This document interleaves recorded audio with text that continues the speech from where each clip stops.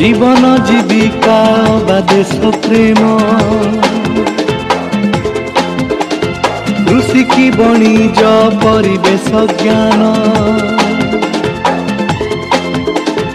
জীবন জীবিকা বা দেশ প্রেম, কৃষি কি বণিজ পরিবেশ জ্ঞান, ସବୁରି ହିତରେ ଆମେ ସମର୍ପଣ। Radio Bagha Jatin, radio Bagha Jatin, radio Bagha Jatin, radio Bagha Jatin. ଶ୍ରୋତା ବନ୍ଧୁ, ଆପଣମାନେ ଶୁଣୁଛନ୍ତି ରେଡିଓ ବାଘା ଯତୀନ ଗୋଷ୍ଠୀ ବେତାର କେନ୍ଦ୍ର।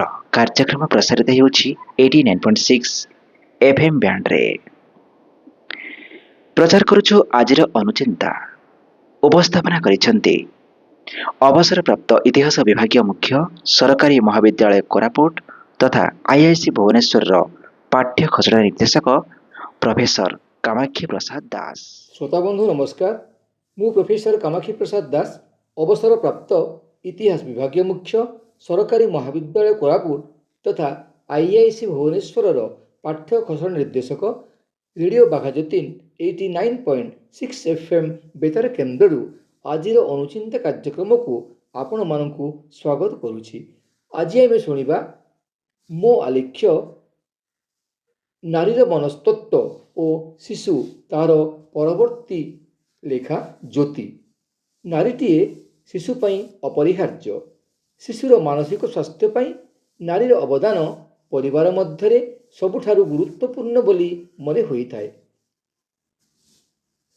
ସଂସ୍କାରର ସିଡ଼ି ଚଢ଼ି ଆଦ୍ୟ ଶୈଶବରେ କନ୍ୟା ସନ୍ତାନଟିଏ କୈଶୋର ଓ ଯୌବନକୁ ଅତିକ୍ରମ କରିପାରିଲେ ହିଁ ତା ବୈବାହିକ ଜୀବନ ସୁଖକର ହୋଇଥାଏ ଏବଂ ସେ ଆଦ୍ୟ ଶୈଶବରେ ଶିକ୍ଷା କରିଥିବା ପ୍ରତିଟି ସଂସ୍କାରକୁ ନିଜ ବୈବାହିକ ଜୀବନରେ ପ୍ରୟୋଗ କରି ଏକ ଆଦର୍ଶ ଗୃହିଣୀ, ମାତା ଅବା ବଧୂ ହେବାର ଗୌରବକୁ ଅର୍ଜନ କରିଥାଏ।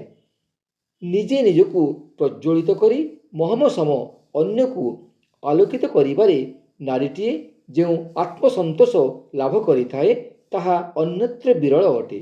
ଜଣେ ଆଦର୍ଶ ନାରୀ ପାଇଁ ଜୀବନର ପ୍ରତିଟି ଅସୁବିଧା ନୀତି ଲିଭୁଥିବା ଜହ୍ନଟିଏ ଏବଂ ପ୍ରତିଟି ସୁବିଧା ନୀତି ଉଦୟ ହେଉଥିବା ସୂର୍ଯ୍ୟଟିଏ। ଶିଶୁର ଲାଳନ ପାଳନ କରିବା ସମୟରେ ନାରୀ ମନର ସ୍ନେହୋଚ୍ଛଳା ପୁଲକ ତାହାର ପ୍ରତିଟି ଆହ୍ୱାନକୁ ସହଜ ଏବଂ ସୁଗମ କରିଦିଏ। ନାରୀ ମନର ପ୍ରତିଟି ପ୍ରଜ୍ୱଳନ ଏବଂ ପ୍ରତିଟି ସ୍ୱପ୍ନ ତା କାର୍ଯ୍ୟଧାରା ଓ ଆଦର୍ଶ ମଧ୍ୟରେ ନିଜ ପରିବାର ମାଧ୍ୟମରେ ହିଁ ଆଦ୍ୟାବସ୍ଥାରୁ ପ୍ରତିଫଳିତ ହୁଏ। ଏହି ପ୍ରତିଫଳନକୁ ସଯତ୍ନରେ ଉପଲବ୍ଧି କରି ତାକୁ ବିକଶିତ କରିବା ନିମିତ୍ତ ସୁଯୋଗ ଉନ୍ମୁକ୍ତ କରାଯାଇ ପାରିଲେ ହିଁ ତା ପରବର୍ତ୍ତୀ ପର୍ଯ୍ୟାୟରେ ଜାତୀୟ ପ୍ରଗତି ପାଇଁ ଅନୁକୂଳ ପରିବେଶ ସୃଷ୍ଟି କରିଥାଏ। ଅନ୍ୟଥା ନାରୀ ମନରେ ଉଙ୍କି ମାରୁଥିବା ପ୍ରତିଟି ସ୍ୱପ୍ନ ପୁରୁଷ ପ୍ରଧାନ ସମାଜର ଅଣଚାଷ ପବନରେ ଆତ୍ମସତ୍ତା ହରାଇ ଦିଏ। ତେଣୁ ଆସନ୍ତୁ ପ୍ରକୃତି ଓ ପୁରୁଷକୁ ସନ୍ତୁଳିତ କରି ନାରୀର ମନସ୍ତତ୍ଵକୁ ହୃଦୟଙ୍ଗମ କରିବା ଥରେ। ତା ମଧ୍ୟରେ ନିରନ୍ତର ପ୍ରଜ୍ୱଳିତ ହେଉଥିବା ସଂସ୍କାର ପ୍ରଦୀପକୁ ନିର୍ବାପିତ ହେବାକୁ ଦେବା ନାହିଁ ଆମେ, କାରଣ ସେ ସଂସ୍କାର ପ୍ରଦୀପର ଶିଖାରେ ଆସନ୍ତାକାଲି ଆମ ପାଇଁ ଉଜ୍ଜ୍ୱଳମୟ ହେବ ଏବଂ ସେ ଜ୍ୟୋତିରେ ହିଁ ଶିଶୁଟିଏ ଜାତୀୟ ପ୍ରଗତିକୁ ତ୍ୱରାନ୍ୱିତ କରିବ। ତାହେଲେ ବନ୍ଧୁଗଣ, ଆଜି ପାଇଁ ଏତିକି। ପୁଣି ଆସିବି ଆସନ୍ତା ଅଧ୍ୟାୟରେ। ସେ ପର୍ଯ୍ୟନ୍ତ ବିଦାୟ ନେଉଛି। ନମସ୍କାର।